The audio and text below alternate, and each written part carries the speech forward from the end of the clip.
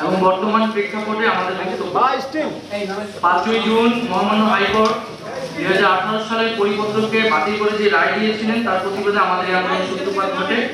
গত 1 জুলাই থেকে বৈষম্য বিরোধী ছাত্র আন্দোলনে অথবা স্টুডেন্ট এগেইনস্ট ডিসক্রিমিনেশনের ব্যানারে সারা দেশে কোটা সংস্কারের দাবিতে আমরা দুর্বার আন্দোলন গড়ে তুলি।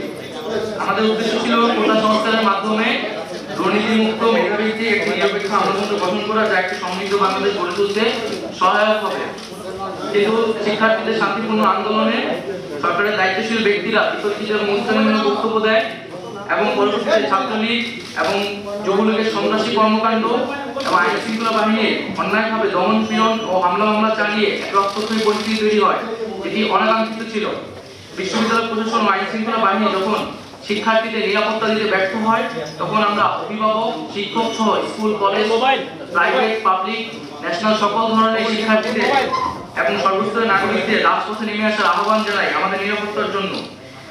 ছাত্র নাগরিকরা প্রতিরোধ গড়ে তোলে এবং পরবর্তীতে আমরা দেখতে পাই যে সারা দেশে ইন্টারনেট বন্ধ করে এক ধরনের ডিজিটাল ক্র্যাকডাউন পরিস্থিতি তৈরি করা হয় এবং শিক্ষার্থীদের হলগুলো থেকে বিতাড়িত করা হয়, যা সুস্পষ্ট মানবাধিকার লঙ্ঘন।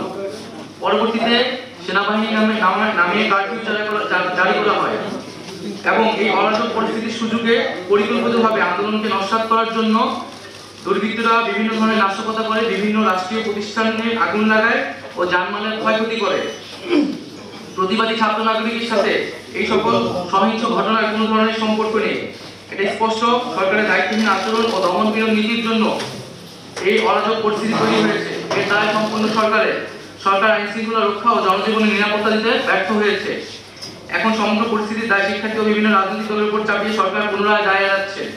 আমরা প্রথম থেকে সরকারের সাথে আলোচনার কথা বলেছি, কিন্তু সরকার ডিজিটাল ক্র্যাকডাউন করে ক্যাম্পাস থেকে শিক্ষার্থীদের বিতরণ করে রাস্তায় নিরীহ জনগণের উপর গুলি চালানো অবস্থায় আমাদের সংলাপের আহ্বান জানিয়েছিল। আমরা সেই আহ্বান প্রত্যাখ্যান করেছি। ফলস্বরূপ আমাদের আন্দোলনের 1 নং সমন্বয় মোহাম্মদ নাহিদ ইসলাম অর্থাৎ আমাকে গুম করে 24 ঘন্টা শারীরিক ও মানসিক নির্যাতন করা হয়। অন্য কিছু সমন্বয় সরকারের প্রতিনিধির কাছে তাদের বক্তব্য, কিছু দাবি পেশ করতে গেলে সেটাকে সংলাপ বলে মিডিয়ায় প্রোপাগান্ডা চালানো হয়। গুম, গ্রেফতার, প্রোপাগান্ডা, ডিজিটাল ক্র্যাকডাউন, কারফিউ, রাষ্ট্রযন্ত্রের সকল শক্তিকে ব্যবহার করে সরকার বৈষম্যবিরোধী ছাত্র আন্দোলন ও প্রতিবাদী ছাত্র নাগরিককে ছত্রভঙ্গ করে দেওয়ার চেষ্টা করেছে। এখন কোটা সংস্কারের প্রজ্ঞাপন দিয়েছে। রক্ত ও লাশের উপর দাঁড়িয়ে প্রজ্ঞাপন শিক্ষার্থী ও নাগরিকদের প্রতি নির্মমতার আরেকটি ইতিহাস হয়ে থাকলো। কোটা সংস্কার ছিল একটি অরাজনৈতিক ও শিক্ষার্থীদের স্বার্থের আন্দোলন। সরকার এটিকে প্রথম থেকে রাজনৈতিকভাবে মোকাবেলা করতে চেয়েছিল। সরকার বিরোধী, মুক্তিযুদ্ধ বিরোধী, রাজাকারের সন্তান নানা ট্যাগ দিয়ে স্বতঃস্ফূর্ত আন্দোলনকে নস্যাৎ করার চেষ্টা করা হয়েছিল। এত কিছুর পরে আমরা মনে করি মহামান্য সুপ্রিম কোর্ট শিক্ষার্থীদের পক্ষে কথা বলেছেন। সেই অনুযায়ী সরকার প্রজ্ঞাপন দিয়েছে।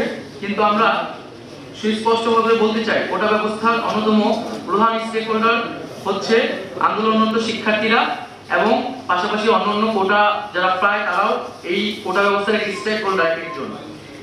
সেই স্টেক হোল্ডারদের সাথে আলোচনা সংলাপ ব্যতীত এই ধরনের প্রজ্ঞাপন সমীচীন নয়। আমরা চেয়েছিলাম একটি সংলাপের মাধ্যমে সকল পক্ষের সম্মতির ভিত্তিতে একটি প্রজ্ঞাপন হবে, যাতে নতুন করে আর কখনো সমস্যা তৈরি না হয়। সংলাপের যথাযথ পরিবেশ তৈরি করে শিক্ষার্থীদের অংশগ্রহণ নিশ্চিত করে কোটা সমস্যার চূড়ান্ত সমাধান আমরা চাই। আমরা সংবিধান অনুযায়ী অনগ্রসর জনগোষ্ঠীর জন্য কোটা ব্যবস্থার কথা বলেছিলাম। আমরা মুক্তিযোদ্ধাদের সন্তান পর্যন্ত কোটার ব্যবস্থার কথা বলেছিলাম এবং এই বিষয়গুলো আমরা দেখেছি প্রজ্ঞাপনে প্রতিফলিত হয়েছে। কিন্তু আমরা অনগ্রসর জনগোষ্ঠীর বিষয়টি আরো ক্লারিফিকেশন দরকার এবং বিভিন্ন স্টেক হোল্ডারদের সাথে নীতি নির্ধারণী পর্যায়ে সংলাপ প্রয়োজন। তবে সরকার চাইলে যে কোনো মুহূর্তে কোটা পরিবর্তন করতে পারে। তাই কোটা ব্যবস্থার সুষ্ঠু বাস্তবায়ন, ব্যবস্থাপনা ও তদারকির জন্য একটি স্বাধীন কমিশন গঠন করতে হবে, যেখানে প্রাসঙ্গিক অংশীদারদের প্রতিনিধিত্ব থাকবে। কোটার যে কোনো পরিবর্তন কমিশনের সুপারিশ সাপেক্ষে হতে হবে। কোটা সংক্রান্ত আমাদের আরো বক্তব্য আছে, যেগুলো আমরা সংলাপে সরকারের কাছে তুলে ধরতে চাই, কিন্তু তার আগে সংলাপের যথাযথ পরিবেশ তৈরি করতে হবে।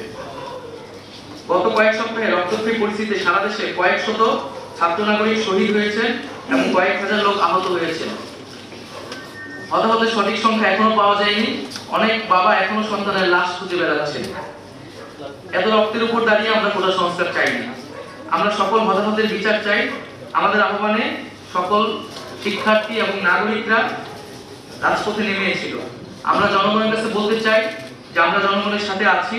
আমাদের চূড়ান্ত দাবি ক্যাম্পাসগুলো খুলে সকলের সাথে আলোচনা করে আমরা জাতির সামনে পেশ করতে চাই। আমরা এখন নিরাপত্তাহীনতায় আছি। আমাদের পুলিশ, আমাদের বাসায় পুলিশ, ডিবি এবং গোয়েন্দা সংস্থার বিভিন্ন লোক যাচ্ছে, সারা দেশে নির্বিচারে মানুষকে গ্রেফতার করা হচ্ছে। আমরা এই পরিস্থিতির অবসান চাই।